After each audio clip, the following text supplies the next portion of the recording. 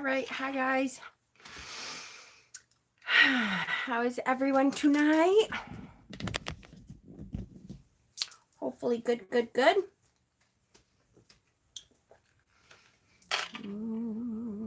good. My mute is on. Need my glasses. Hi, guys. Hi. Okay, hold on. Live chat, so I know I'm good. All right. I said hello to Ginny and Marcia, who are waiting. Thomas, hi, honey. Jewel, Steph, Dawn, Tanya. I'm starting to feel better. Today is the first day. I was saying, I can't remember. Oh, I think in the Dana chat. I was saying that today I figured something out that, like, I have been exhausted to the point where I went to my doctor to say, why have I been so exhausted? And the medicine that I take, okay, I hate that I look so fucking white. Hold on. I just want to try to turn this light on. I don't know why. I think more light will be less white for me, but let's try that. Ha! See, a little better. Okay. The medicine that I take for my ADD, they changed manufacturers where I get it at the pharmacy that I get it. They changed manufacturers probably 4 months ago. And I of course, didn't really connect that I have felt really exhausted and ridiculous since then. Didn't connect it. Until today, I found one of my old pills. And I took one of my old pills today and totally different. Like today is the first day I feel like I can focus in months, that I feel like I'm falling over myself. So I'm going to talk to my doctor about what the problem is. My insurance only pays for generic. So I don't know how much they can do when they change manufacturers, but anyways, today's the first day that I feel like I can focus on stuff that I really, like, I did all the notes and I did the homework and stuff in a couple hours, and I redid a little bit of where my closet area or something, and yeah, I'm gonna try. We'll see. I don't know what they can do, but I can't believe it makes that much of a difference. So hello everyone else that I missed. Hold on. Donna, Silver Moon, Steven. Let me try to see. Kyla. Hi, Kyla. Welcome. Hi, Dana. Don't inhale your own spit. Quick question. Is this the school video that you're doing? Yes. This is part 2 of that one for today. If you're not doing that series, though, feel free to stay, because this is stuff that I would normally talk about, this part of it anyways, on my regular channel stuff. So hi, Steph. Long hair, skinny eyed toe. Hi, Johnny Dragon. Pisces, hi. Tracy, hello. Pamela, hi. Be Anything, hi. And everyone else that I missed. Sorry to skip ahead. I'm heading to work, but I want to say how much I'm enjoying. Oh, good. Well, welcome, Doug. I'm so glad. You're great at pushing through the fog. Thank you, Cameron. I appreciate it, because sometimes, the squirreliness gets to me, and I know it gets to everybody else. So that's okay. Hi, Shauna. Hi, Frugal. Hi, Cass. And I saw your answer pop up as soon as I went live. So that's a good date. So what date was that? Because now it's on my phone. April 18th, I believe, is a Saturday. And that's the date now. Now, I pushed back a little bit Dana's, the second part of Dana's auction, so that we had enough time, because I didn't announce it before because things got a little crazy. Dana's auction part 2 is going to be April 18th, I believe, which is a Saturday. Is April 18th a Saturday? It is the Saturday after tax day. So I figured we'll call it something about, your taxes are in, so now get something for yourself, something like that.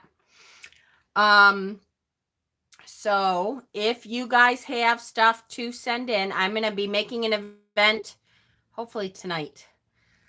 Try to remind me, my admins, if I don't remember, to make an event for Dana's second auction. So it'll be April 18th. Start sending in stuff that you want to donate. And I'm going to start to get stuff together. This coming up Saturday, so a week from yesterday, will be our next crystal show with Cass at the new shop, I think, right? Are we doing it at the new shop? I'm so excited. Thank you, Thomas.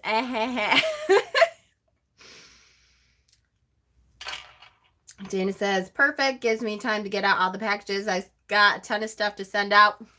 That's okay. Yep, new place. Woohoo. Jen, do you need to do... Steven, you too.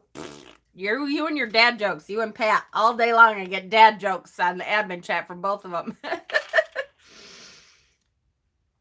All right. Okay, so let's get on with part 2 of the Wheel of the Year part of the series for dedication and initiation, which is really the main crux of it. And I felt bad because last time we really didn't get to like the meaty part of what we were supposed to be talking about. So I wore my Wheel of the Year t-shirt today. I have my Wheel of the Year here to show and to use as an example. And we touched on a little bit how the Wheel of the Year is both a wheel of celebration throughout the year. Don't inhale your own spit, Jen. Don't do it. And also a wheel of initiation. So as we go through this initiation, you can see each step of the journey as a Sabbath on the Wheel of the Year and what part of, that you would go to.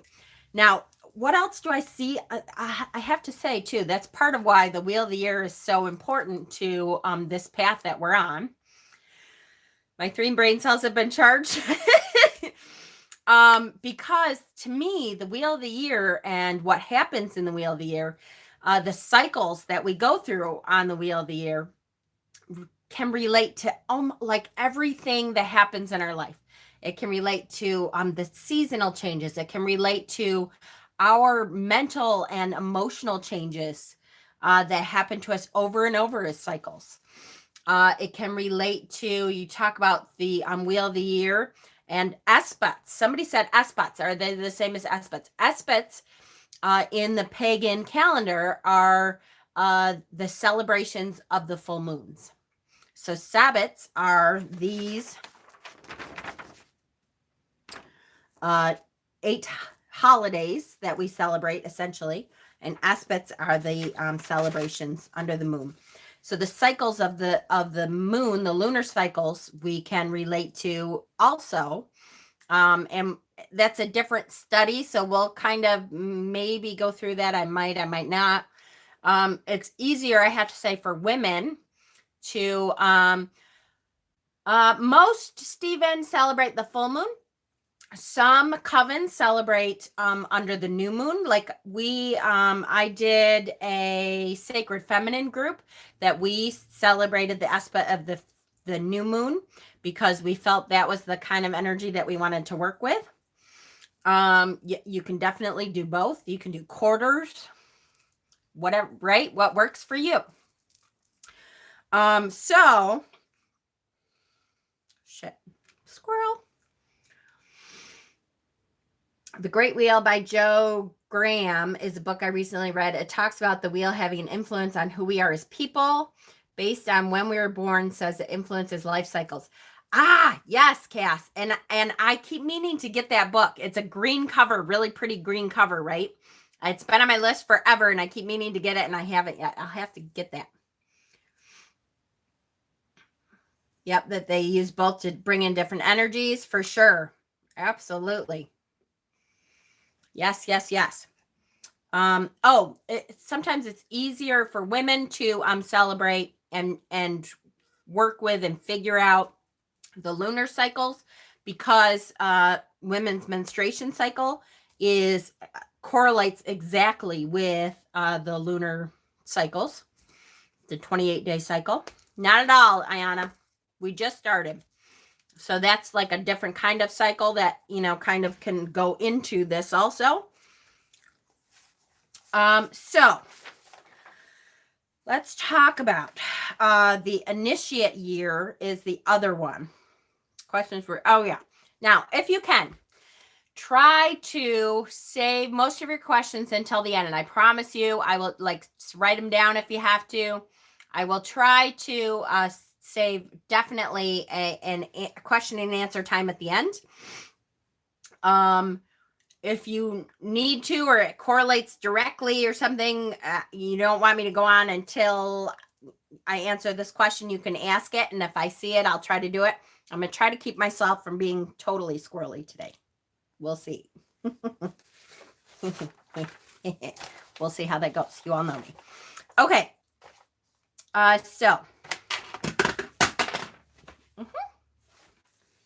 Yepper. We'll start there.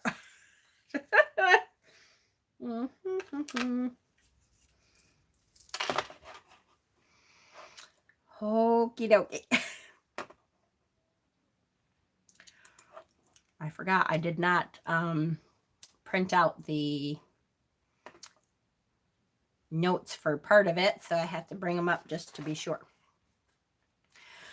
Okay, so let's go through the Wheel of the Year as the story that we will be talking about of the goddess and god. Okay, so I'm not going to show you that one because that has all my notes on it. But here is the Wheel of the Year. And we talked about, Stephen, I know I confused you because we talked about the Wheel of the Year and you said it was backwards or something, right? So our Wheel of the Year, technically, our Witch's New Year, it's okay, Miriam, starts at Samhain. So it's like the end of the year. It's the reflection, looking back on the rest of the year and stuff. And then the new year, technically, I know we call Witch's New Year Samhain, but technically the new year starts at Yule. So you're going to start at Yule, and then it goes to Imbolc, Ostara, Beltane, Litha, Lunasa, Mabon, Samhain. Okay. And it's a continuous cycle. It goes around and around and comes right back around again. I want to get to, yes, here we go. All right, so let's start with Yule. Yule is, now, actually, let me start with a deep breath. Can we take a deep breath, everyone together? Shut your eyes for just a second so we can kind of get on the same page. Everyone, reach out your connection tentacles. Let's take 3 deep breaths. 1.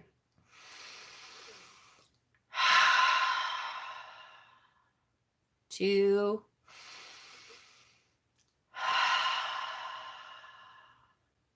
And 3. Okay, good. Perfect. Love it. All right, so we're going to start with Yule. When I'm going to describe what the Sabbat is. Had to be connection tentacles. Sorry, damn it. Sorry, Dana. Could have been. I usually use the spider web, and then a lot of people have a hard time with the spider web of connection. They're like, ew, there's spiders on it. So when I talk about each individual Sabbat, I'm going to talk a little bit about what we're celebrating. I'm also going to talk about, there's a creation myth that can help us to connect to the Sabbat.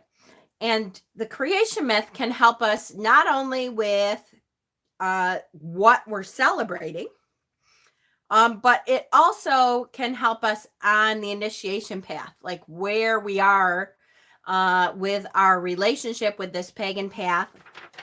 When I say pagan, don't forget that I am talking about a nature-based path.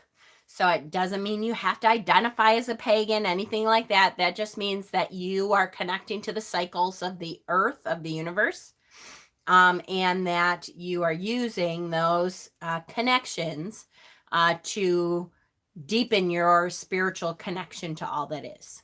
Okay? So when I talk about the creation myth, we're going to be talking about the relationship of the god and goddess. And that's how, either symbolically or if you are following deity as a god and goddess, an actual entity that you are following, then you can also imagine that as your actual deity, your actual gods, your actual goddesses, what they will be going through and how that correlates to the wheel of the year. So starting with Yule, Yule is the beginning of our year. It's where we celebrate the longest night. And the longest night, to me, I have said this before, but is very sacred to me. It seems the longest night to me is one of those quiet Sabbats. It's one of those Sabbats that seems very sacred, and we're waiting for the sun to return. And we talked about how it seems like it would be a little bit harder. We have to be more mindful to remember what the Sabbats are about now, because we have things like electric lights, and we have grocery stores that we could just run to the grocery store, and we have frozen food, and we have the ability to store food now. It's different from when this path began, the path of the old ones. I'm going to sneeze again. Excuse me. It's different in that when they began to celebrate the longest night, technically they were celebrating because they weren't sure that the sun was going to rise again. And they thought they had to do things like hold a bonfire. And thank you. And have light on continuously through that longest night to remind the sun to come back up again in the morning. They were afraid that it may not come up again. How did they know that it will rise again? All they knew is that every year this longest night came. And so that's what they were celebrating, is that related to the longest dark period. And then from there on, things began to get lighter and lighter. That was the longest darkness that they had to go through. So in the story of the god and goddess, this is the goddess gives birth to the god. Okay, so the story of the god and goddess, the beginning of the story is at the birth. The goddess gives birth to the god. She nurtures the god. The god is, a newborn infant. And she spends this time in the winter, in the underworld, in the darkness. She spends this time nurturing her newborn child and beginning to fall in love with this child. If you think of a mother staring at her newborn and how beautiful that love is and how pure that love is and how that connection just happens. You look into the eyes of your newborn and you feel that you will do anything for this child that you have birthed, and you realize, how ultimately divinely connected you are, right? So that is the story. The creation myth begins with the goddess birthing the god at Yule. Okay. Any questions about the creation part of the Yule story? It's a time for rest. After the long harvest season, the goddess is now resting. She's done the work of giving birth, and now it's that dark period is always that inner reflection time, that time for rest, the time to gather family around. And that's what the winters were. And you can see that it was people gathering around the fire or the hearth. Much of the farming kind of work could not be done until around Imbolc time started to do stuff with the fields and that kind of thing. So it was a lot more family time during this dark part of the year, was a lot of rest and reflection and that kind of thing. Okay, does that make sense? Does everybody understand? On the same page? We good? Where did I put for my notes here? Did I miss anything? Goddess retreats to the underworld to reflect. Was it in the beginning? There was a goddess, kinda, pretty close, making it hard, wanting us to hold questions until the end. I know. I want to, with each section, though, I do want to give you an opportunity before I go on to the next Sabbath to at least answer anything you have immediately. She gave birth to the God. Exactly. Exactly. God's rebirth as an infant. Okay, so then in this modern world, we have really lost our connection to nature and how important it is. Exactly. And that's why, to me, when we begin to follow this pagan path and this nature-based path and to look at our spirituality differently, that's why the wheel is so important, because it really teaches you to look at the cycles and what happens at the cycles and to connect that to what you're doing in life. So the next holiday is going to be Imbolc, which we just celebrated. Imbolc is about halfway between the winter solstice and the spring equinox. So it's halfway between Yule and Ostara. It's most commonly known as Candlemas for many people. It's because the first signs of life are stirring under the cold, hard earth. It is, the little buds are starting to come up in the trees so that you can see that they're not totally dead. When winter hits and the trees are all sparse, it looks like everything has died, that it's gone, that it's never going to come back. That how is there life underneath the earth? And at just the very beginnings of that hint that the earth is starting to warm and that signs of life are coming back. We start to prepare to plan maybe the crops that we want to grow this year, what's going to go in our herb garden. I have a hard time. I don't really do that usually until Ostara, at least in the Northeast, because it's a long way for us before we can plant anything, even indoors. If we start seedlings and stuff now, they're going to be full-size grown plants by the time I can plant anything outside, because we have at least until Beltane, most likely until close to June, before we really can plant a whole lot. But I can start to plan what I want to have in my garden this year, that kind of thing. Hello, be anything. So the goddess, at this point, the goddess has rested. The goddess has rested, and now she is appearing as the young maiden again. So here we see the goddess has given birth. She now appears as the young maiden. She's back to childlike form. This is before she would have gotten her period, before menstruation. So she's a young child again. She is playful. She is curious. The god is a young child. The god is growing very rapidly, but is a young child.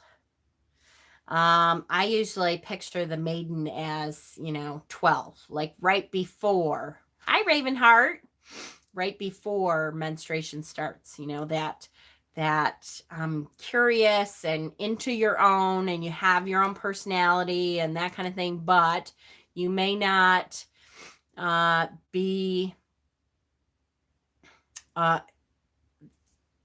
mature enough to know where you're headed, right? To have an idea of what's going on. You just kind of go with the flow. And what's most important when you're a 12-year-old girl anyways, and probably I think 12-year-old boys, You know, having 4 boys, I would think I know a little bit. But this is a time when the opinion of your peers is way more important than anything else. It's more important than your own opinion of yourself. It's more important than your parents' opinion of yourself. It is the opinion of those around you. You suddenly want to fit in. And you want to feel like you know what you're doing. You're starting to explore, but you want to feel like you're one of the gang, right? Again, God is growing rapidly, but is still a child. If we, shit, I knew I was going to do this because I didn't print out the other part. Okay, so quickly, let me just go back to Yule. Sorry, damn it. With the initiation path part of the Wheel of the Year, Yule is our rebirth. It is the decision that we want to study this path more, that we've looked into it a little bit and we're like, wow, this seems like I really could connect to this. I'm really excited about this. This is something that I really feel like this could be for me. And so we begin to look around at the world like babies. We have not a lot of knowledge, but we're looking around with new eyes. We're ready to soak up every bit of information that we can find to connect to, just like babies. And we're in a constant loop of trial and error. And I put in the notes, which you're gonna get the notes in your email if you're doing it through email, and you're gonna get the notes on Facebook after the live is done. I will put the notes in there. But I said in the notes, don't be afraid to put things in your mouth, so to speak, right? We know as babies, we're constantly have to watch them because the first thing a baby does when they pick it up is put it in their mouth. Well, this is the stage at Yule, at our rebirth. This is the stage where you want to put stuff in your mouth. You want to try everything. Everything that looks good to you, try it. It's okay. I'm giving you, Mama Squirrel is giving you permission to try it. Try out what you think Celtic tradition looks good. Try it out. Read up on it a little bit and go do yourself a little ritual for Celtism. Read about something that the Celtics used to do and try it. Does it feel right for you? Does it feel like, wow, this might be part of my path? There's a million different ways to practice out there, and you should try as many as you can. As many as you feel like, almost like dipping your toe in the pool before you jump in. Exactly. Keep trying. Don't be afraid to fail. Don't be afraid to try something and have it go, you know what? That didn't, Pat was trying to put his finger in my mouth. Patrick! Don't be afraid to try something out that you think, wow, this really could be for me. And then you try it out and you're like, you know what? That didn't feel right. I didn't really connect to that. Good. That's one thing you can cross off your list. You know what? I thought I was going to be Celtic all the way. And then I tried it out and I did some things, hedge witchery. That's awesome. I tried to grow some plants and and they all died in 2 days. And I felt like I couldn't keep anything alive. And I don't know. I can't tell the difference between these two smells. And it's okay. That's another thing that you can cross off your list. I would highly recommend starting a journal and write down stuff that you tried. Did that work? I tried to do this. Wow, it failed miserably and I totally hated it. Not at all what I thought it was going to be. I think we can rule this out. That's not going to be part of my path. Great. Now you know what you don't want to follow. Awesome. That's an important step. As a baby, we're going to try stuff out that just may not, hi Fatima, how are you, honey? That just may not be part of our path. That is awesome. Song at the beginning of Outlander. Oh, I'm with you, which starts tonight, by the way, Jackie. Why do you think I came on so early? I must say. Yepper. So soak it all in. Get as much information as you can.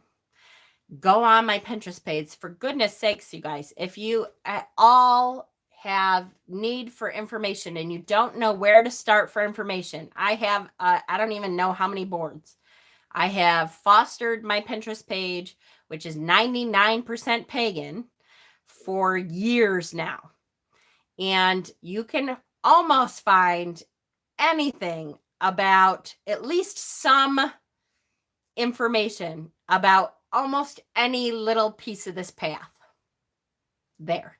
I may not go into great detail if it was not really part of my path personally, but I at least touched on almost every kind of way to go on these paths at all. So feel free to start there, which I believe is in the, I believe my Pinterest is listed in the information part. It is, yes. So where it says Mama Squirrel's Witchy Wisdom, underneath there's 3 links. The first one is my Etsy shop. The second one is Facebook group. The third one, that's my Pinterest link. Feel free to go on there. That will give you a starting point anyways. If you don't know where else to look for information, try that. Yep, feel free to reach out to any of us who follow different paths. Absolutely. We have lots of different paths represented within our group. Lots. Okay, so moving on to Imbolc again. So we talked about Imbolc being halfway between the spring equinox of Ostara and Yule. And it's where stuff starts to warm up, right? We know that stuff is going on underneath the snow, that you're going to be able to see growth coming soon. There is stuff happening underneath the earth. The goddess has rested, makes her appearance again as a young maiden. Thank you, Shauna. A little bit, Katie, but you're all right. I started early. The god is rapidly growing, but still a child. As far as our initiation path, Imbolc represents kind of those of us in the United States, our primary school days. I don't know what those across the pond, I don't know what you would call that. Your beginner school days. What do you call that? I used to know. Come on, Stephen, help me out. I can't remember. Damn it. My brain is going, find that little piece of information. Yeah, in America, it's primary, but I don't think the Brits call it primary school. You do? I swear you call it like early education or something. Formative. Okay. So this is like our primary school days, our early development. We have a little bit of a better understanding of what our path is. We're starting to, we call it elementary. We're starting to choose like the main crux of our path. We're starting to say, okay, I'm going to focus mostly for the beginning part anyway on Norse, the Norse pantheon. Or I'm going to look at specifically being a moon witch and really focusing on the moon and the moon cycles and celebrating the moon goddesses and that kind of thing. That's a totally different thing. I'm going to do like crystals and incorporate crystals into most of my rituals and all that kind of stuff. I'm going to, we talked about different kinds of witches and different kinds of pantheons. The main, little bit of everything. Me too, Dana. I'm with you. Which is why I'm eclectic. That's what I call myself. Eclectic pagan witch. There's a reason for that. Because I don't want to disclude. I don't want to leave out anything. I'm going to try a little bit of everything. So we have the main, at least the big part of what we want to walk. But the experiments continue. We're still experimenting like crazy. We are still really looking at what do we want our path to look like? So we can better narrow our field of view with each choice we make. This is where I advise you start a journal. Start really writing down what works for you so you don't forget. I wish I had remembered in the beginning of my path to start a journal. I still wish I remember sometimes to write stuff down. I have to, like, I have a journal for my herbal work. So when I make a new incense, I'm supposed to write it down. It's right behind me, like my whole apothecary shelves and all that. I have all my herbal books right there, and I have my herbal journal that has all of my, if I do a recipe and I'm like, oh, that was really good, I'm supposed to turn around and write it down. I've missed quite a few of them. Like, I know the oil that I used for our ritual at Tarot Stock last year was amazing. Like, amazing. And I remember a lot of what I put in there, but I have not been able to replicate it since then.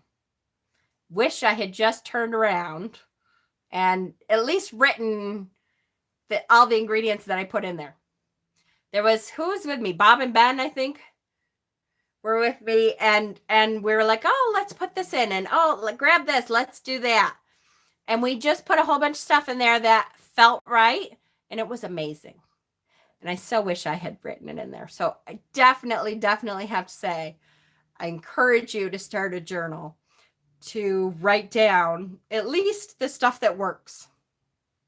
If you do a ritual, if you introduce yourself to a god or goddess, if you do something that you're like, wow, if you do a meditation, if you do something that connected really, really well, like, holy crap, that was amazing, write it down. Write down the website that you found it. Put it on Pinterest. I have secret Pinterest pages just for me of stuff that I have pulled from other stuff for one thing or another. Write it down. Write it down. Write it down. Write it down. Book of Shadows. Yep, because then you can use it later for your Book of Shadows. Keep a journal when I do my tarot. Perfect. If you found your way here, thank you, Pat. That's one thing I've been good about. Perfect. Don't a lot of people consider that their grimoire? Yes, absolutely. I used to write my spells and burn them. Right, Trevor? And then didn't you ever go, oh my gosh, I wish I hadn't burned that. What did I use? Because it worked out so awesome. And now it's gone. Yes, some people consider that their grimoire. Some people consider that their Book of Shadows. I will tell you that I have several. I have several books of shadows. I have several grimoires. I have several journals. I keep, because I'm an ADD girl, I have lists of stuff everywhere. I was thinking of using my channel or starting a blog for that. Absolutely, that's a great idea. That's kind of what I started my Pinterest page for, but then I haven't tried everything on there, believe me. But that's what ended up happening, is because I was like, oh, I want to try this, and I did try this, and I want to try this. And then it grew. That's a great idea. Okay, that's Imbolc. Any questions about Imbolc? Lists are an ADD thing? Yes. Yes, they are. Because we know we're not going to remember. So unfortunately with ADD, what happens is, though, I have 8 million journals with the first 10 pages filled out. And then they go on a shelf. Which is good, because at least then I can always go back to it and open it up, and I have the first 10 pages. But I have probably, I can't even count, you guys. I think at one point I showed all of my steno pads. I bet you I have 30 different steno pads with like the first 10 pages. Jack! Yay! Yeah, that's a thing. Yep, abso-freaking-lutely. For sure. Okay. Any questions about Imbolc before I move on? I like sticky notes. Yes. Yep. Except then I end up losing the sticky note because my cat moves it, or. But yes, absolutely. It's all a thing. I'm going to try to give you guys all a second to ask questions if you have it before I go on. Good. Okay. So the next holiday is Ostara. That's the next one that we have coming up. Ostara is this year, actually, usually it's March 20th to the 22nd, somewhere around there. Hi, Dad. This year it happens to be the 19th. Ostara this year is on the 19th. That is the spring equinox. So we are here. The spring equinox. The hours of day and night are equal. Equinox, equal balance of day and night. As a Libra, love the equinoxes. Come on, let's be honest. Love it. I have my yin yangs all over the place. As a Libra, that's like a Libra's wet dream is the equinoxes. The world is definitely ready for warmer weather, right? We have had enough of winter. We are ready to get going.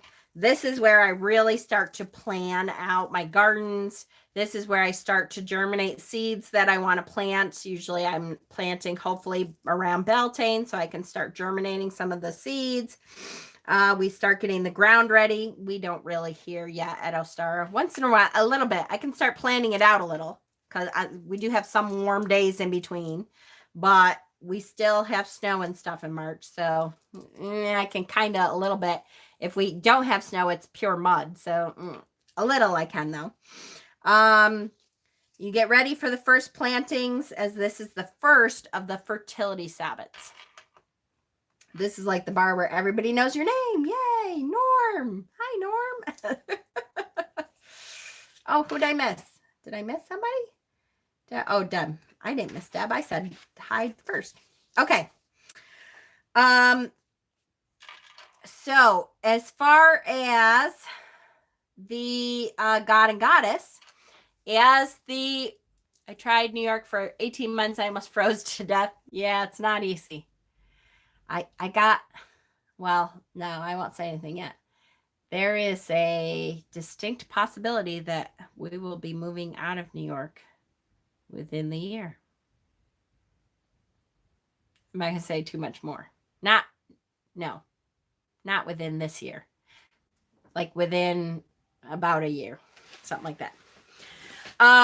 Okay. God and Goddess. As the earth becomes fertile, so do the God and Goddess. So the goddess begins her menstruation.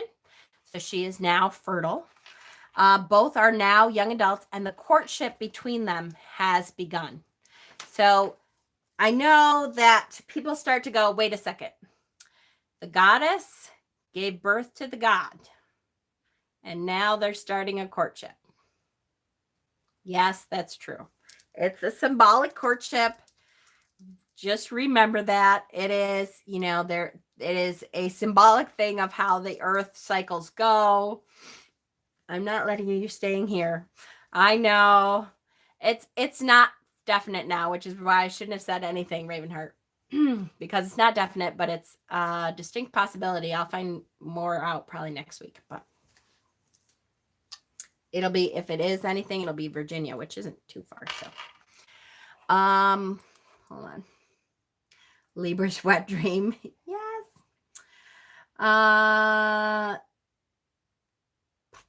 We had the first of the winter snow 3 days ago.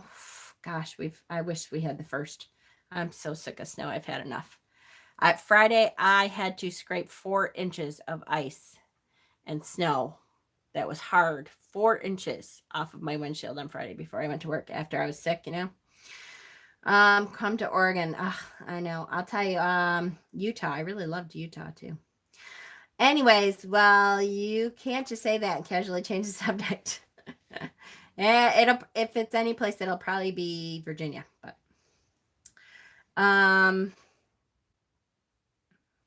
yes, it is. Biggest mistake of my whole life, living in a Commonwealth state. I know. I actually lived right on the border almost. We lived in Greensboro, and which is where my father and my brother live, and it has to do with my son. So anyway, no one wants a hard 4 inches first thing in the morning. Come to Utah. I loved Utah. It was gorgeous, but we won't be going there. Okay. So anyways, yes. So the God and Goddess begin their courtship.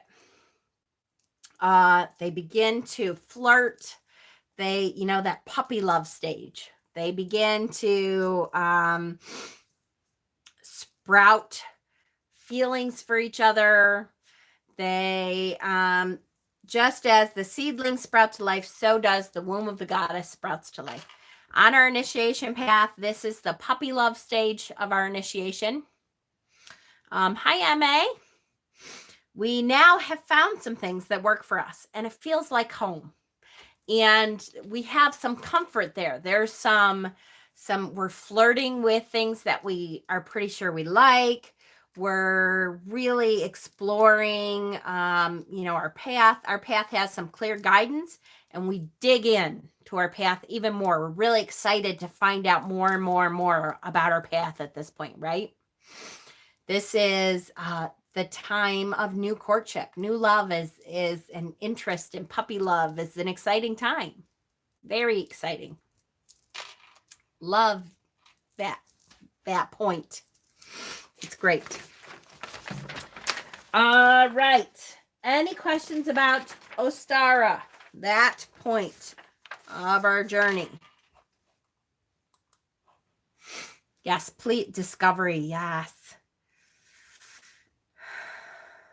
Yes, please hit the like button if you can. That gets this video seen to more people. We have 50 people on and only 25 likes. Half of you haven't done that. Just take a second. Click on that like button for me. Thank you. So we're going to move on to Beltane. So here we go. Ostara was down here. Ostara was one of the lesser Sabbats we talked about last time. The lesser Sabbats being the solstices and the equinoxes. And then the greater Sabbats are the Sabbats that there were clear celebrations of what we were celebrating from the path of the old ones, from the old pagans from long ago. This was where we got those kind of celebrations from. So we're going to talk about Beltane next. We are young again. Our biological age doesn't matter. That's right. So Beltane. Beltane is known as May Day. Beltane is the day where the god and goddess unite. That's okay. Hi, Jen Bowers. The Great Rite, right? Beltane is the hubba hubba day where their love has matured and the crops have been planted. The life inside the goddess is starting to really grow. So they unite in the Great Rite. The horned god plants the seed, which will then become his replacement someday. But for now, he plants that seed. They are keenly in love and married. The pagan religion doesn't put a whole lot of stock into the marriage part. They do hand fasting, which back in the day, hand fasting was technically a trial marriage of a year. I think it was a year and a day also, I think. And then after a year and a day, they could decide whether to stay together more or not. The maypole, we see the maypole at Beltane, which, represents the god and his manliness, the phallic symbol of fertility. We dance around the maypole to celebrate the marriage of the Lord and Lady. The actual staff of the maypole represents the god's penis, the phallic god, and the opening flowers around the maypole represents the goddess and her peak of sexuality, which resulted in pregnancy. The initiation path. So the initiation path of the goddess and gods hubba hubba in the Beltane celebrations brings some real progress, and we are reveling in our love for the connections that we feel now that we may have never felt these connections before. We have been experimenting now. We have been trying things out. We're really starting to find the crux of our celebration, the crux of our journey and what we want to focus on. And we're starting to see these connections that we have never seen before. We're starting to realize some amazing things that tell us, yes, this is the path that I want. Are you guys talking about farts? Brat, hi Deb. You guys are terrible. I'm talking about love and Beltane, and you're talking about farts, you tards. So we are exploring each aspect of our walk as a lover explores their true love's body and soul. We are really starting to explore in detail what our path is going to look like. Some of us are listening. Thank you, Sherry Bug. The connections to the universe feel amazing, and you now deepen your love for your walk. Okay, this is such a I'm in love with my path kind of moment here. Okay. Any questions about Beltane or the initiation path that you're on when you're in Beltane? When you, hold on. Oh, where'd it go? When you're really in love. I saw that. Where'd it go? Oh, when you're in true love, when you can fart in front of someone and they stay with you. That's true. This class is making me feel all the feels for my path, right? Absolutely. Okay. So the next holiday is Litha, is the summer solstice. The summer solstice is the longest day of the year. So we have gone through this bright, happy time. This is the brightest moment of the year. This is the crux of the celebration. The ground is messy. Yes. Dancing around the maypole. Yes, for sure. I'm with you there, Deb. Here too. Always. We've had very few that weren't either rainy or almost snow or...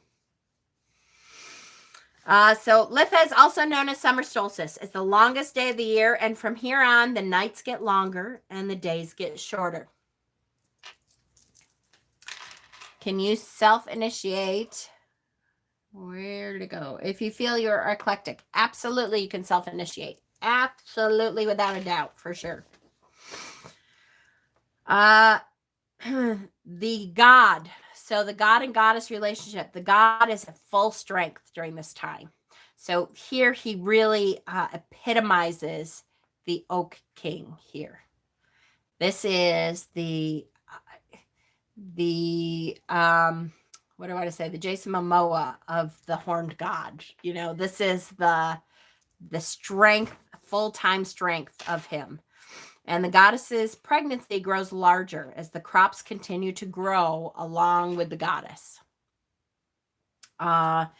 This is the things start to come into fruition. This is such a beautiful time of growth. This is, you know, summer solstice is when you see the sunflowers the most. And I love, well, in Lunasa, summer solstice and Lunasa, both those two holidays too. All lusty after the god. You're supposed to feel all lusty after the god. Are you kidding me? The god, by the way, just to put this out there and mention that just in case this happens to you, because it has happened to many, many, many, many, many people. At some point, if you are supposed to work with the horn god, be you straight or gay or male or female or trans or bi or none of the above or all of the above, the horned god may at some point come to you in your dreams and make you feel a bit uncomfortable. He's very good at that. He try not to be too concerned. He does that very often when he is presenting himself to you saying, oh, you're supposed to be working with me. I'm claiming you as one of my own. And you can take that as far as you would like to take that. Many have consummated their relationship with the horn god through dreams. He will come to you that way. You will always, always, always have the option to turn him down. I have heard people say that the horn god raped them.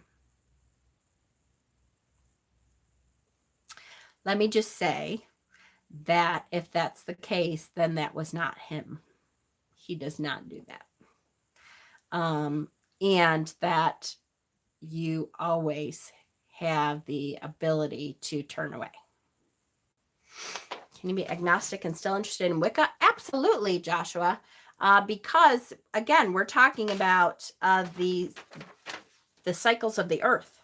So if you choose to take deity out of it completely, there is still the science and the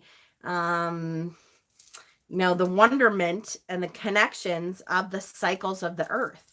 That is all about what the wheel of the year is. And following those cycles and how they relate to your own life. So for Litha, for summer solstice, the path of initiation is strong and stable.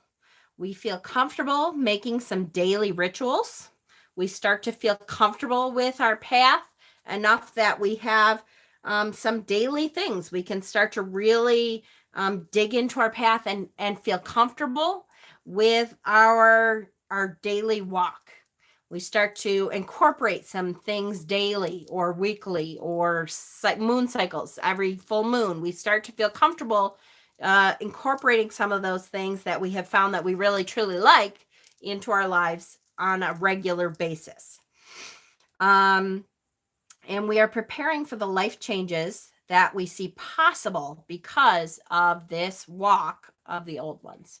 So we start preparing for the life changes that we are excited about, that we want. We start preparing for. Now, I'm not saying you have to come out of the closet, out of the broom closet.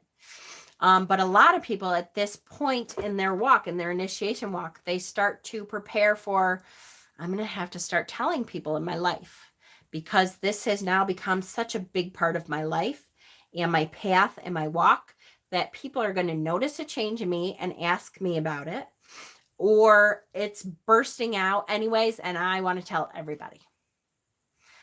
You don't have to if you are not comfortable with that. If you don't think that you are ready for, whatever consequences may come because of that, you don't have to do that ever. Don't let anybody tell you ever have to come out of the broom closet. You don't. But many people, when they get to this point in their walk, they start to think, you know what? I want to tell people. I want people to know why I am so connected, why I suddenly feel like a part of the earth, why I suddenly feel like, oh my goodness, why didn't I know about this journey before now? Because this is what I've been supposed to be doing for all my life, right? You start to feel that way. Okay, so Litha, any questions on Litha and how that relates to the path of the initiation? Marcia had a question. That may be a sign that the person may have been abused. Absolutely. Yep. Mine was absolutely consensual. Mine too, Deb. For sure. Absolutely consensual. This might sound silly, but if the god at this time is the Oak King, does that mean the Holly King is actually the goddess's baby is the Holly King? It's not a stupid question, and I see that. It's hard to put them into perspective, right? But yes, absolutely, because technically now when we talk about the Holly King rules the dark half of the year, so we are talking about from Mabon until Ostara is technically the Holly King. Yes. Okay. I have to think about it still because it's like, what? And then the Oak King rules the light half of the year. So now we're talking about from Ostara he overtakes the Holly King, and the Holly King, or the Oak King, then rules until Mabon. Am I doing this right? Or am I supposed to do solstices? Hold on. My squirrel brain is going, wait, Jen, you're saying it wrong. No, I'm saying it right. Because then it's oh no, it is Yule and Letha. Shit. Yep, it's Yule and Letha. Sorry. I have to think about this too. Yes. The Oak King is the epitome of the Oak King at summer solstice, but because then it becomes from there the darkness takes over more and more. That's technically when it begins. But it's confusing because it seems so bright out still, right? So you have to really think about the fact that the Oak King starts ruling at Yule is like, what? What the hell is that? That always confused me for a long time, but it's because of the day-night thing. Okay, if I have missed it, try to remember that question. Okay, I'm going to move on to, because I know I told my poor admins are like, hey, I'm supposed to hold questions. I told my admins to try to hold questions because I get squirrely. All right, Lunasa. Lunasa is August 1st. Where am I? Here I am. Nope, that's not it. Yes, it is. There we go. Letha and Lunasa. Okay. So the crown turns into the maiden again. Yes. Yep. Lunasa. Lunasa is August 1st. It's also called Lammas. The harvest bread. This is the second harvest festival, right? This is the first harvest festival. So this is early grain, early crops. This is, of course, as a bread lover, I love Lunasa because it's all the breads. Bread, cornbread, grain. You start to get, what's that stuff called? That grain that I really like that is supposedly good for you. I don't know. You start to get all kinds of good grains and breads and all that good stuff. I love Lunasa.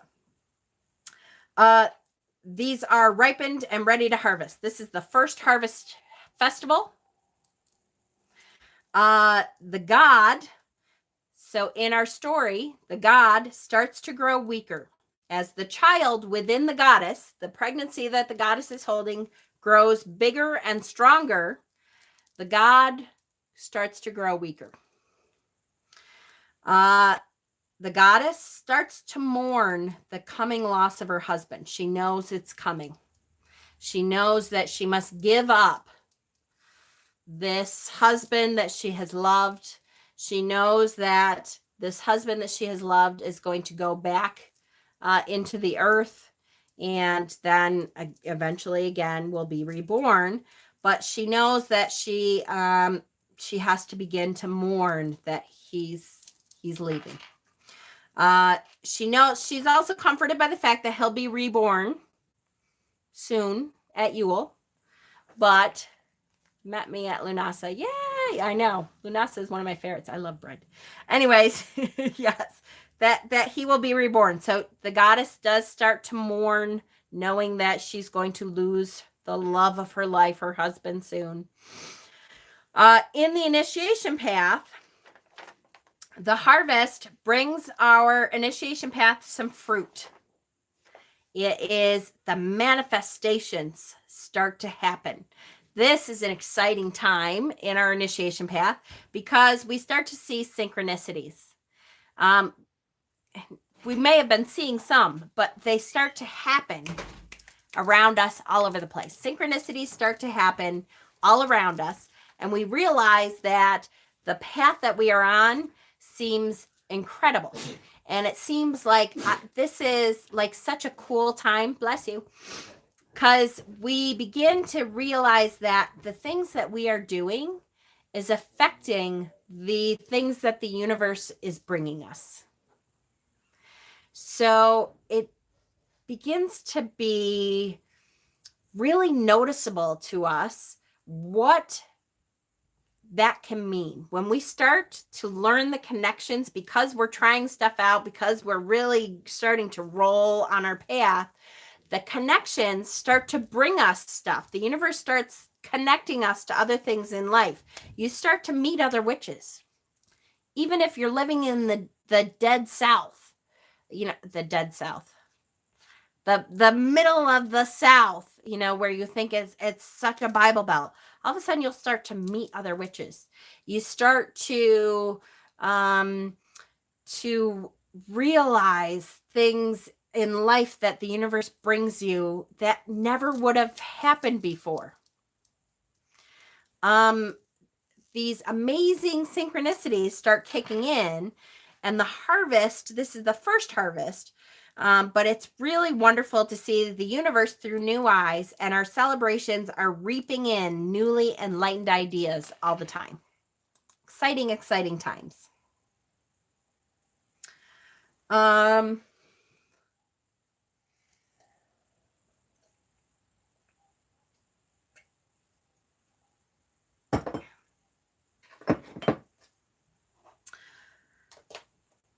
Yes, please hit that like button if you can, guys. I appreciate it. Okay, moving on to Mabon. Mabon, which is in September, the end of September. Here we go.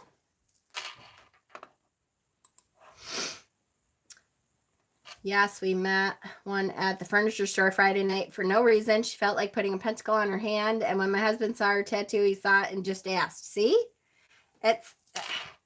It just starts happening, and you're like, what the hell, man? That's so weird. I can't believe it. I've noticed an unusual thing. I will meet a witch that I don't know is a witch in public space, and I'll be able to tell immediately they're a witch by their energy. I've had that too. Doing patients sometimes, and I'm like, you are so a witch. And you don't want to call them out because you don't know if they're out of the closet.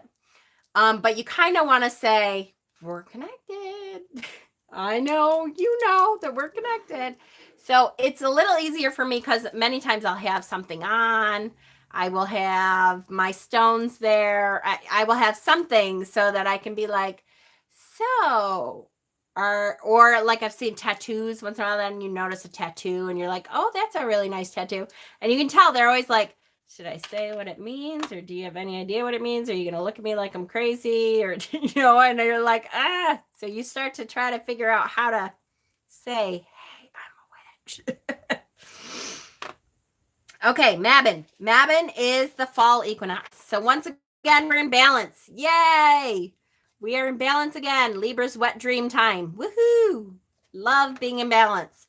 Day and night are equal again. The world is as it should be.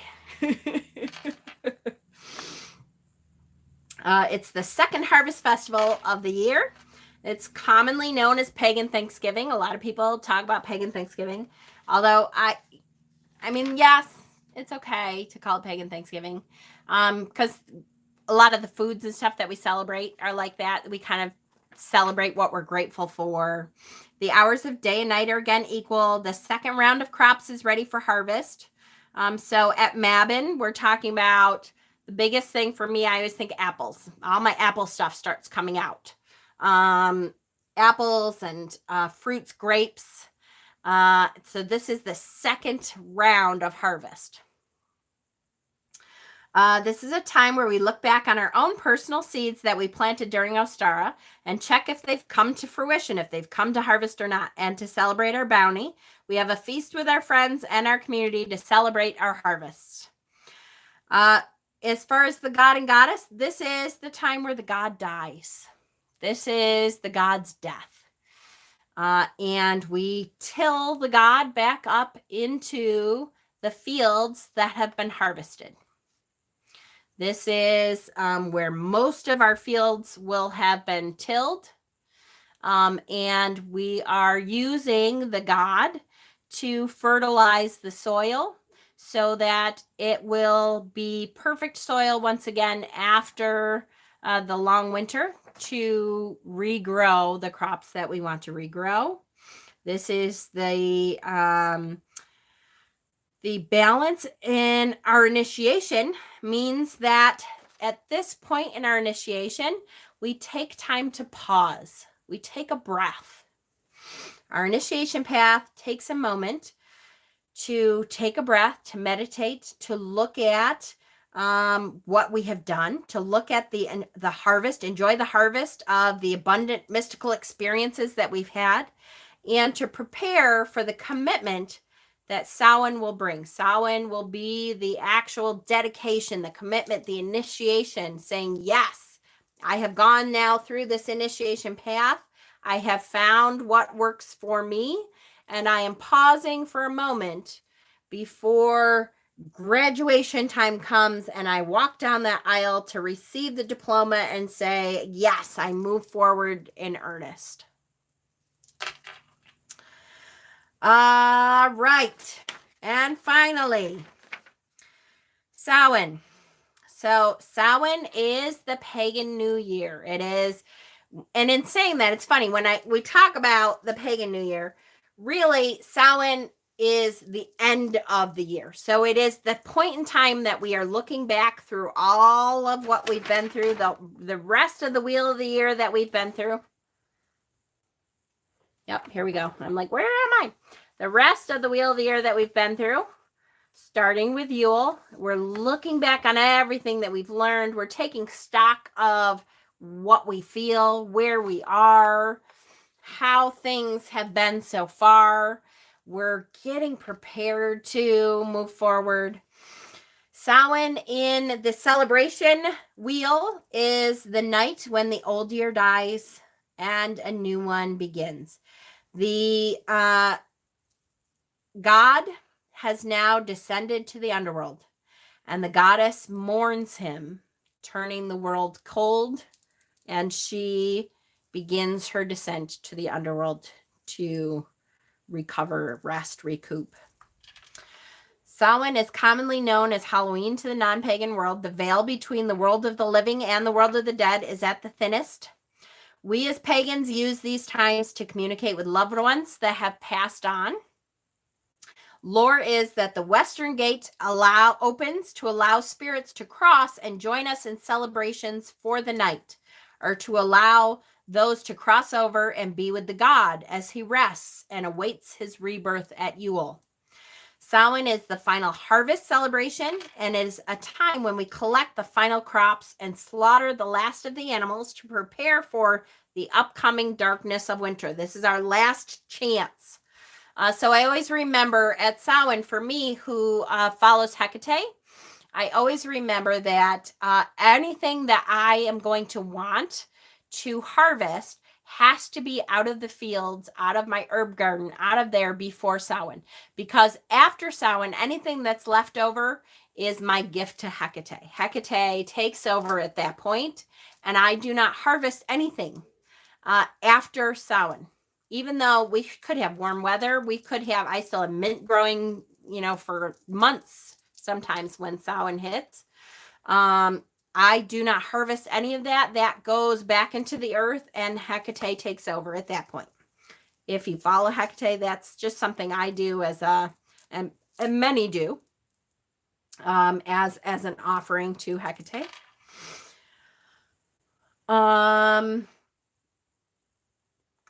Slaughter the last of the animals. That is that preparation time. Preparing for the long winter. Remember when they didn't have fridges, they didn't have stuff that they could preserve their food with as much. They couldn't just run to the grocery store. So this was harvesting the last of everything and really preparing for the upcoming darkness. We have learned enough on our journey. So on our initiation path, we've learned enough to know that this is the path. This path is the one we want to be on for years to come. We know that we are ready to leave behind any preconceived notions we had about this path and to step forward into the bright future full of connections to the universe. This is the time. So this is that moment before, and we are walking down the aisle towards graduation. Okay, let's go back. Questions. What do we got? Admins, if you saw questions, let me know. That's what I do too. It's good to donate as offerings. Yep, absolutely. I have heard that Beltane is also a time of when the veil is thinnest. I think it's Beltane. Yes, Ayana, I always talk about, so for me, and again, if it works for you, it works. For me, there's almost two kinds of veils. So for me, Samhain is the veil to the underworld, where those who have crossed over, I feel very, very close and very able to reach across that veil and to communicate with those who have crossed over.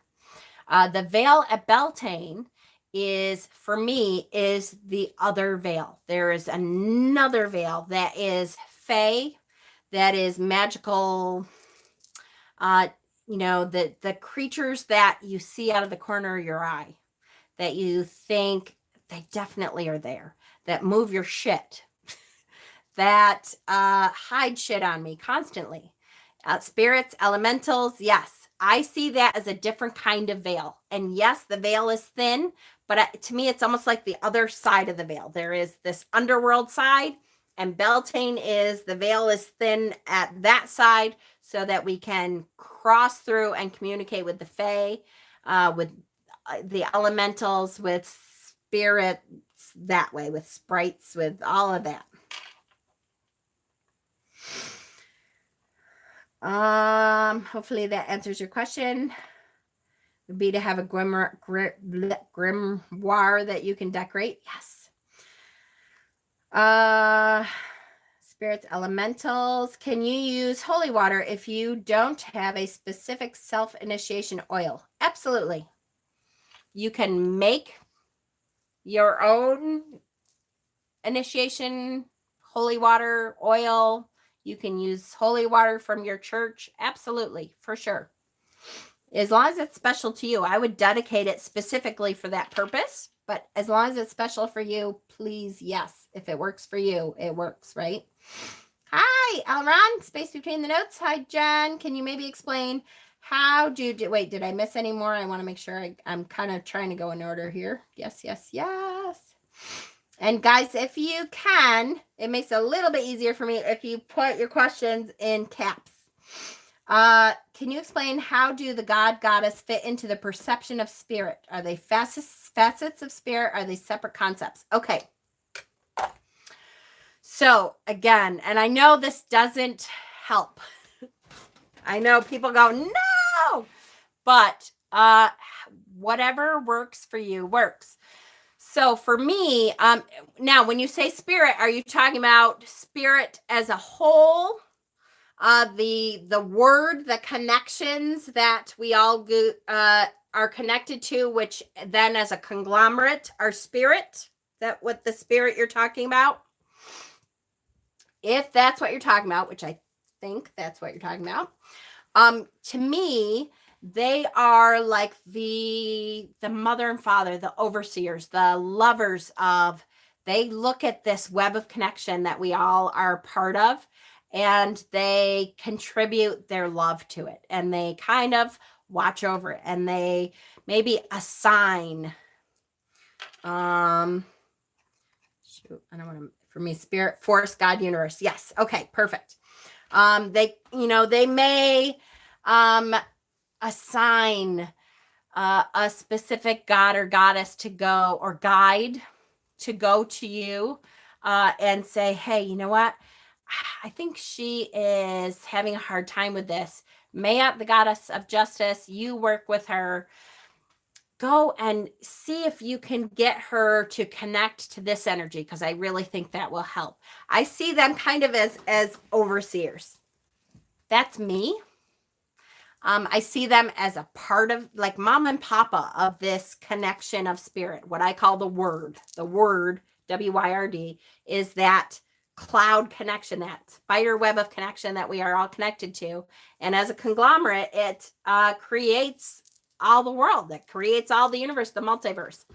And we all have our piece in there, and we all have the web that we are connected to, which connects us to everything else. So yes, I see them as the creators of the web. I see them as the overseers, as the lovers, as the parents who, you know, want us to succeed, as the intercessors to call out to us and say, you know, we love you. Why are you hating on yourself? We love you. Why are you going down this road that you know you've tried to go down before? And sometimes that means they're harsher than we would like them to be, just like our guides, right? I talk about my guide all the time wanting me to throw me off a cliff because I'm not getting what they're trying to tell me. Or I do get it and I ignore them, or that's what I see it as. Hopefully that makes sense for you. What should I do for Ostara? Oh, dragon wings. I wish I could answer that for you completely, but boy, that is a very personal choice. So Ostara is, you know, that that beginning fertility ritual, that beginning celebrating the fertility of all that is. So plant seeds, cook eggs, have eggs around. There's so much. If you look on my Pinterest page, I have a whole board for Ostara that can give you some ideas. You can be as elaborate or as simple as you want. Some people go on a walk and notice all the things that are starting to bloom. It doesn't have to be elaborate. It can be. It doesn't have to be. So, however, whatever works for you. Because that's my motto. If it works for you, it works. I know seems like a cop-out sometimes, right? That you're like, no, you can't just tell me if it works for me, it works. Tell me what to believe.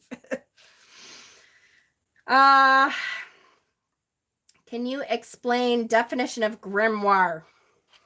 Different than shadow book. It depends. People have different definitions. It depends on your own definition of it. Some people use a grimoire as for only spell work, that they only put the spells that they have tried that works for them in their grimoire. Some people use it exactly as they would a book of shadows and put everything about their path in there. Some people use it as a journal, to journal about their path. So again, your grimoire is going to be whatever you decide it to be. You can call me a pain in the ass. I totally understand. But that's why I want you all to understand that I don't want anyone to feel like they cannot initiate under me as a spiritual guide, because I do not walk the same path that they walk, because the point of my walk is to get you to walk your walk. Which I know is a pain in the ass, right? I made my own oil with oil and mint. Perfect. I put bay leaves and clear quartz in to make it personal. That's awesome. Awesome. Hold on. I'm trying not to skip, but it skips around a little. Sean, I have lavender and rose. Planning on making waters with them. Would they work as an infusion oil together or keep them separate? Lavender and rose together? I bet you they would be good together. Would it make sense for me to, being a Gemini air element, to be connected to Artemis growing up being a hunter? For sure. If you feel like you're connected to Artemis, once again, I'm such a pain in the ass. Go back to when we talked about at Yule, part of the initiation path at Yule were babies, right? And so what we are doing is trying a little bit of everything. We're putting everything in our mouth, right? We're going, I think this might work for me. Artemis might be calling me. So try to introduce yourself to her. So what I would do is look up a little bit of information about Artemis. Make some kind of ritual that you yourself feel, this is what I want to do for Artemis. Light a candle, whatever. Go out in a field, shut yourself in your bedroom and turn the lights off, light a candle and say, Artemis, I feel like I'm supposed to connect to you, meditate for a while. Do something that you feel may connect you to Artemis and see what happens. Did you feel that connection? Did you feel that connection? Did it feel great? Did it feel comfortable? Did you feel like she was going, oh, hell yeah, I'm right here. I've been waiting for you to open up to me. Or did you feel like she shut the door? That happens sometimes, and that's okay.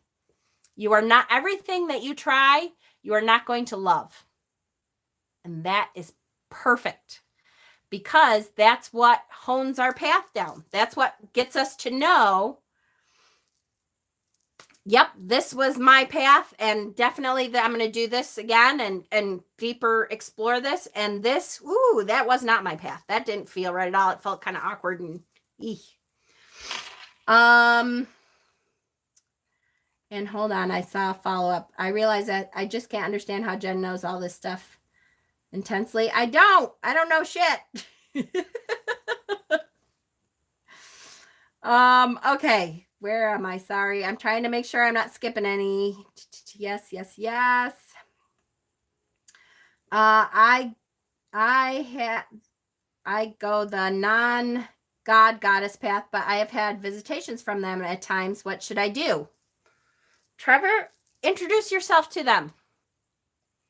If you feel like they've been calling you, meditate and open yourself up. Do some research as to maybe you just want to call them the God and Goddess, the Lord and Lady. You don't have to open up to a specific pantheon, anything like that.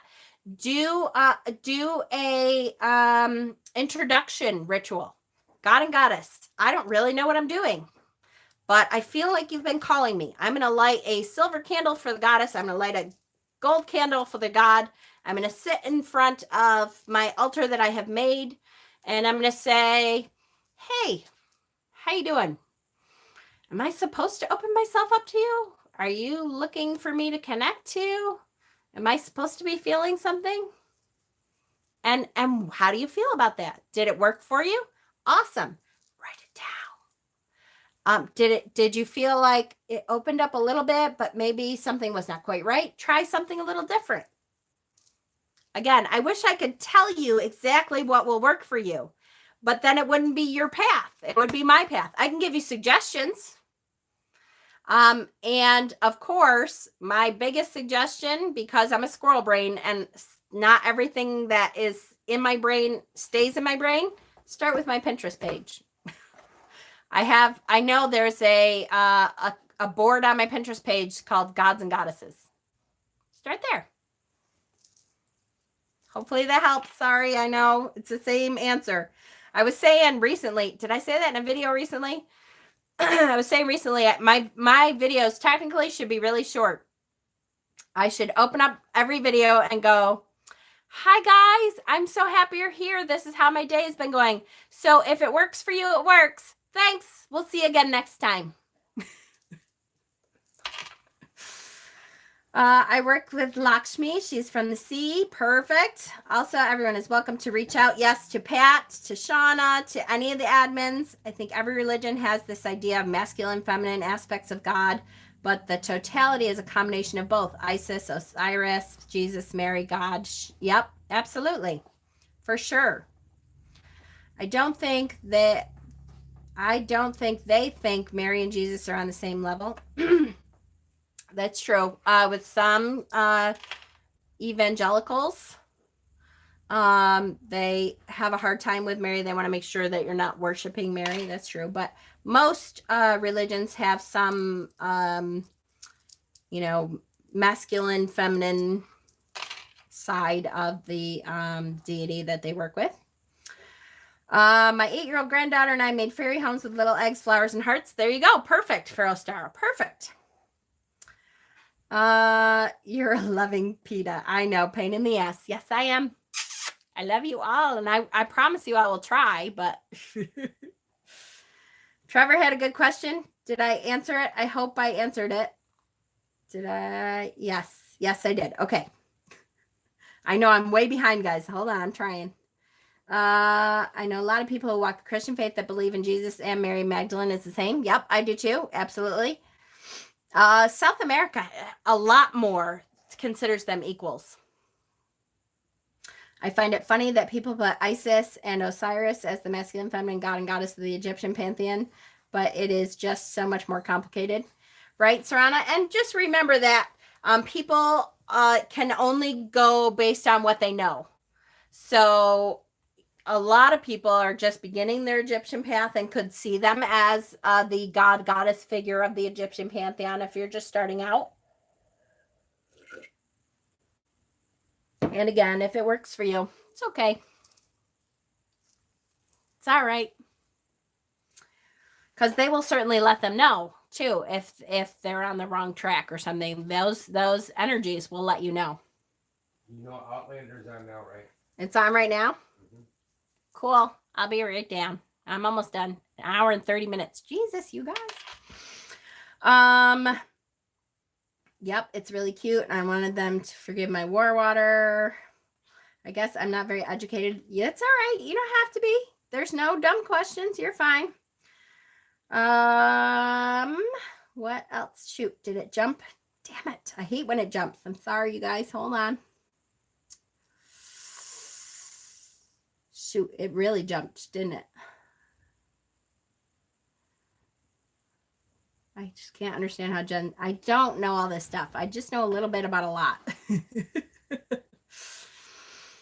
Jen is strong with the force. The force is strong in me. Yeah, I've been on my path for a long time. That's true. Helped. All right. Bye, Ayana.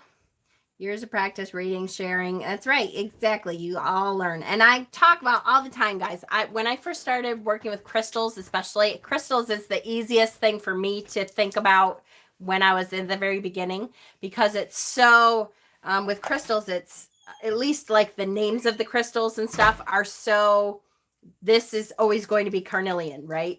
So it's easier for me to use that as an example. When I first started with crystals, I probably got 5 crystals. And I at a gem show. I went to a gem show, I think with my mother. And I thought, okay, here are these 5 crystals. And they all look totally different. How the hell am I going to remember the 5 names of these 5 crystals? How the hell am I going to remember that this is amethyst? And they're very basic. That this is amethyst. This is carnelian, citrine. This is bloodstone. This is, I'm never going to remember all these names. And now I don't know how many names of stones I know. Hundreds, probably. I can probably identify quite a few. It's just from practice and from working with that energy and from repetition. The more you use it and the more you practice and the more you journal on it and the more suddenly it becomes a part of your everyday life. Okay? It happens. I promise you it happens. Everyone's path is their path completely. My brain, otherwise known as Pinterest. Yes, that's it.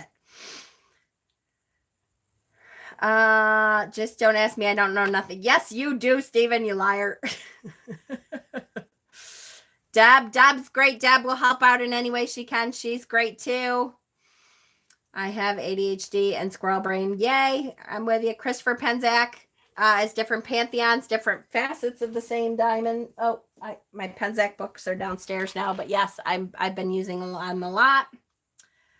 And if I can help, absolutely. And Thomas, we have so many good, that's why I started the Facebook group, guys. If you post a question in there, people will help you. It might take a little bit because we all have busy lives and stuff, but hang in there. And if nobody answers your question, like put a little comment on it. Just asking this again, anybody? Because the people who saw it, it may have brought down towards the bottom, and the people who could answer that for you haven't seen that yet. Be patient with us, but they're really good about answering each other. I could not remember the 4 elements corresponding to tarot suits for months, right? Absolutely. Yes, there is homework from tonight, and it will be in, and the notes from the last 2 will be in the Facebook group, and Pat's going to email everything out after the live is over. Thanks so much for your time and effort. No problem. Love your bracelet. Thank you. I have earrings and stuff to go for it with it too, but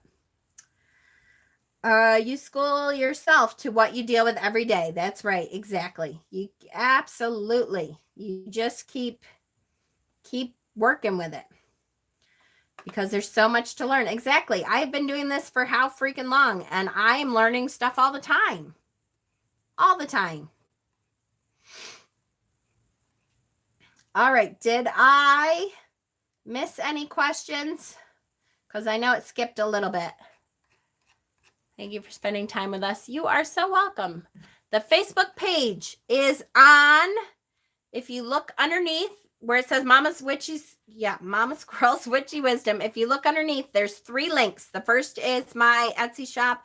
The second is the Facebook group link. If you click on it, it will bring you directly to our Facebook group. I hope. For a while, it wasn't doing it, was it? Now I'm wondering if it is. Shit. Is this what? No, it works. I hope it works for everybody. It does. It works. It's okay, Kay. You got all of them. Yay! All right. You guys, if you could, make sure you click that like button. I know there's 56 people on here and 48 likes. So click that like button because it gets that YouTube, the more likes you have on a video, the more they suggest it to people who like this kind of thing. So that helps me out. What is the difference between this and, say, Correllian School? I don't know what Correllian School is.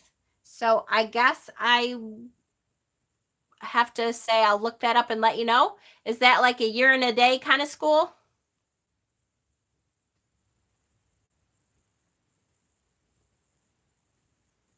Someone tell me to stop whining.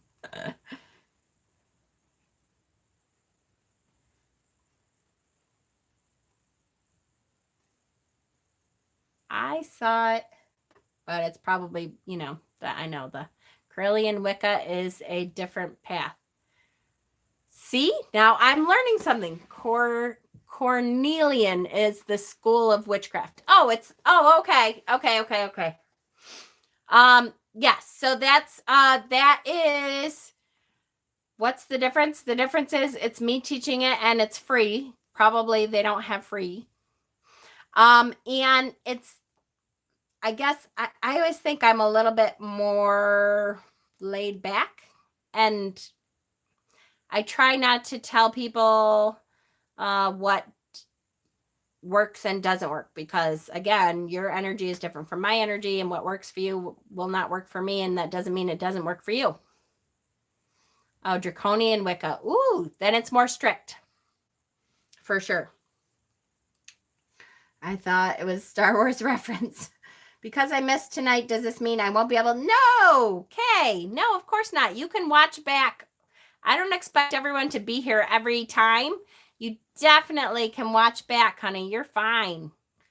No problem. It's okay. Just watch it back. Do the homework. I'm going to post the homework, and I'll post the notes from the last 2 videos in the Facebook event page. And then, just catch yourself up. It's okay. No problem.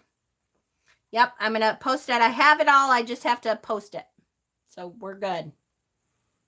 All the time, though. I know. I hear you, Kay. It's okay. All right. I'm going to go watch my Outlander. I'm really excited that it's starting tonight. Woohoo! After I post, I'm going to post that. But then I'm going to go watch my Outlander. And Pat is going to send it on through email. If you're an email person, Pat is going to send it through the email. All right. I have loved you guys so long. I have missed every live so far to do work. I just watch them when I'm home and relaxed and catch up. See? Exactly. Started last night, Jen. No, it didn't. You could watch it early last night, but I purposely didn't because I wanted to be like for the premiere. Camp Jamie. Oh my God, is Jamie like the most gorgeous thing on the planet or what? Oh, love him. I love you guys so much. Click that like button on your way out. click on the subscribe button. If you're not subscribed to me, click on the bell if you want YouTube to sometimes notify you that I'm on. You never know with them. You know I love you. And I hope you guys have a great start of your week. What channel? This channel, my YouTube channel. Have a good night, y'all. I love you.